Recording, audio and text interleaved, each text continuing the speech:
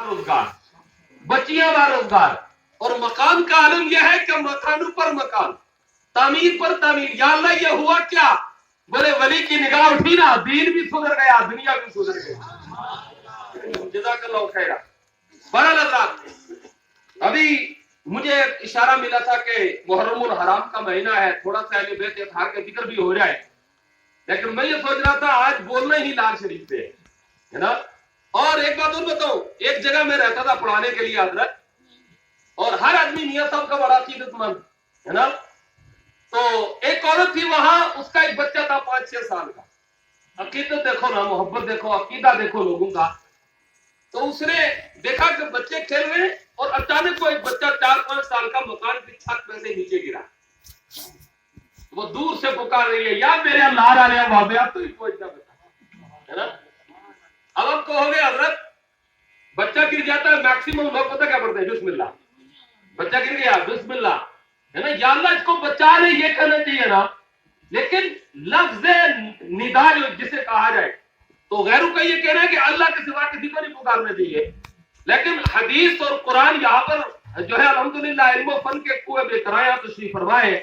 یہ دلائل کی دنیا میں آپ کو اس بات کا پروف دے سکتے ہیں کہ اللہ کی عطا سے اللہ والے مدد کرتے ہیں ہے نا. اور جو ہی اس عورت نے پکارا، یا میرے لار والے بابا بچا لو، بولے نیچے اتر کر کے گئی تو ایسا محسوس ہو رہا تھا کہ بچہ گرا نہیں، اٹھا کر کسی نے نیچے رکھ دیا ہے نا. نگاہ مرد مومن سے بدل جاتی ہے تقدیریں، اور جو ہو دھوکے یقین پیدا تو کٹ جاتی ہے زنجیریں. اللہ کے مقدس ولی وصال کے بعد ان کی پاور، ان کی طاقت زیادہ بڑھ جاتی ہے. ایمان والو، انشاءاللہ کبھی آپ کی دعائیں شامل آ رہی تو اس موضوع کے اوپر بھی بولنے کی کوشش کروں گا. لیکن قرآن نے ایک جگہ فرمایا قُلْ لَا أَسْأَلُكُمْ عَلَيْهِ أَجْرًا إِلَّا الْمَوَدَّةَ فِي الْقُرْبَى. اے محبوب صلی اللہ علیہ وسلم آپ فرما دیجئے لا أَسْأَلُكُمْ عَلَيْهِ أَجْرًا، ہے نا، تمہیں جو کچھ ملا ہے مصطفیٰ کے وسیلے سے اس پر کوئی اجرت، کوئی معاوضہ طلب نہیں کرتا، بلکہ الا المودۃ فی القربى، میری قرابت داری، میری اہل بیت سے محبت اور مودت کرو. اب حضرات آقا کائنات صلی اللہ علیہ وسلم کے صدقے میں رب نے ہمیں سب کچھ عطا فرمایا.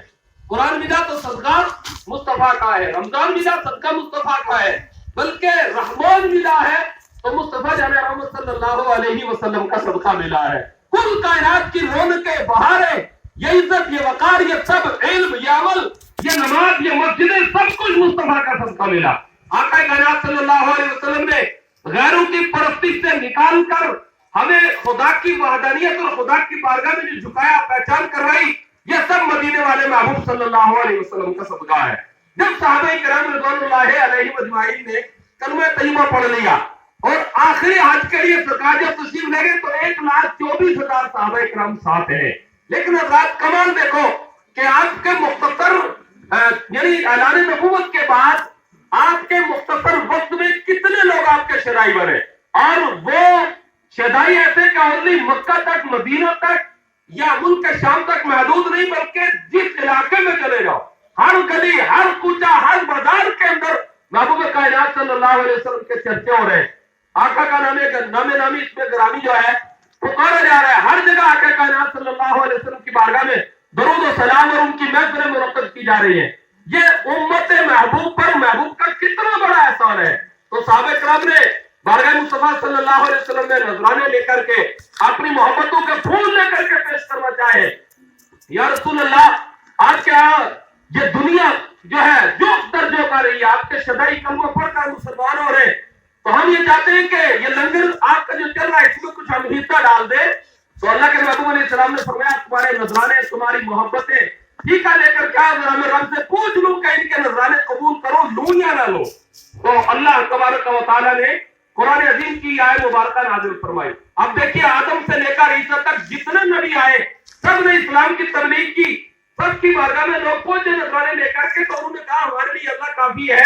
انبیاء علیہ السلام نے بھی نذرانے نہیں لیے، لیکن سرکار کی بارگاہ میں جب صحابہ پہنچے تو اللہ نے فرمایا محبوب ان سے کہہ دو تمہارے نذرانے، تمہارے مال، تمہارے پیسوں کی وہ محبوب کو کیا ضرورت کہ جن کی بارگاہ میں جو آئے وہ اپنا دامن مراد بھر کر کے لے جائے. اور بطور حضرت حسن رضا فاضل بریلوی کے کہ منگتا تو ہے منگتا تو ہے منگتا کوئی شاہوں میں دکھا دو جس کو میرے محبوب سے ٹکڑا نہ ملا ہو. اور پھر فرماتے ہیں آتا ہے فقیروں پہ انہیں پیار کچھ ایسا اور خود بھیک دے اور خود کہے منگتے کا بھلا ہو. فرمایا محبوب ان کو فرما دیجیے اگر دینا چاہتے ہو ہے نا تو تبلیغ اسلام میں بھی کیا ہے تو اس کے بدلے میں صرف میری آل پاک سے محبت کرو. اب آل پاک سے کون مراد ہے ایمان والو؟ یہ ایک لمبی تفسیر ہے لیکن ذکر شہادت حسین کی بنیاد پر تھوڑا سا ذکر کریں حضرت امام حسن امام حسین کا. وہ حسن و حسین جن کے بارے میں آقا نے فرمایا الحسن والحسین سید الشباب اہل الجنہ. حسن اور حسین جو ہے وہ جنتی جوانوں کے سردار ہیں.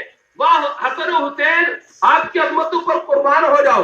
حضرت امام حسن اور امام حسین کا مقام تو دیکھو. فرمایا حسین مجھ سے ہے اور میں حسین سے ہوں لیکن امام حسن اور امام حسین کا مقام یہ ایمان والو کہ آقا کائنات صلی اللہ علیہ وسلم تشریف فرما ہے. حضرت امام حسن اور امام حسین کشتی لڑ رہے بولے اتفاق کیا حضرت علی وہاں تشریف فرما حضرت فاطمہ تمام جانثار جلوہ آ رہے ہیں بولے دونوں جب کشتی لڑ رہے ادھر آقا ہے اور ادھر امام حسین ہے ادھر امام حسن ہے. دونوں کی جب کشتی ہو رہی تھی میرے آقا امام حسن سے فرما رہے ہیں کہ حسن جلدی کرو حسین کو پکڑ لو ہے نا. ادھر حضرت فاطمہ تشریف فرما ہے. فرمایا یار